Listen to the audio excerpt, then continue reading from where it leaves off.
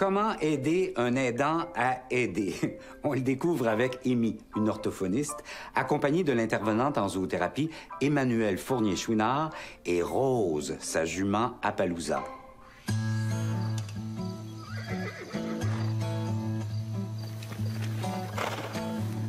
On commence toujours les rencontres par l'appel des chevaux. Yeah! C'est une belle grande fille. J'entre Rose dans l'enclos circulaire et ensuite on peut commencer. Amy, vous pouvez venir.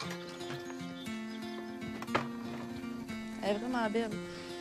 Dans le cadre de la rencontre entre Amy et Rose, Rose va incarner le rôle du patient qu'Amy est habituée de rencontrer dans son bureau de consultation.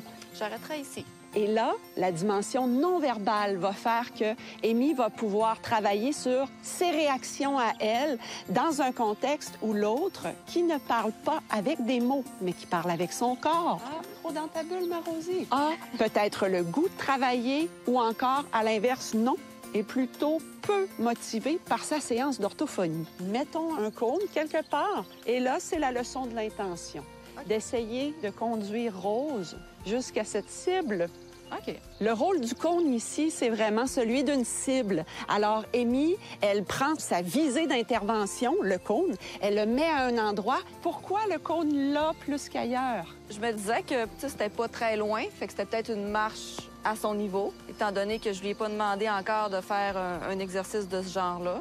OK, allons-y. Et ensuite, elle va tenter d'influencer Rose, comme elle le ferait en intervention en orthophonie, amener un patient vers un objectif. Allez. Qu'est-ce qui se passe, selon vous? Elle est beaucoup plus intéressée à manger que de faire ce que je lui demande. J'imagine qu'en contexte de consultation, c'est le genre de situation qui vous arrive. Oui. D'accord. C'est pour ça qu'on utilise beaucoup les renforcements positifs. Fait que souvent, c'est par le jeu. Mais là, avec un cheval, j'aurais tendance à le faire plus par la nourriture, justement. Dans un contexte de supervision professionnelle, on va avec les grilles d'analyse de Amy. Elle travaille souvent en contexte de renforcement positif. Donc, on reprend ça ici, c'est-à-dire tenter d'inciter la jument vers la direction qu'on veut lui faire prendre, à savoir la cible. Hop, hop, hop, regarde. Oui, très intéressant.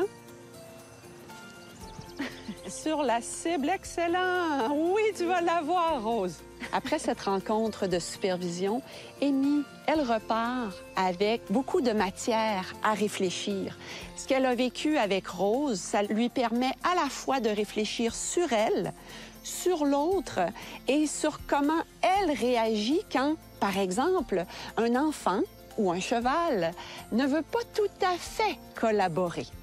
Elle pourra réinvestir le tout dans sa pratique à elle en orthophonie.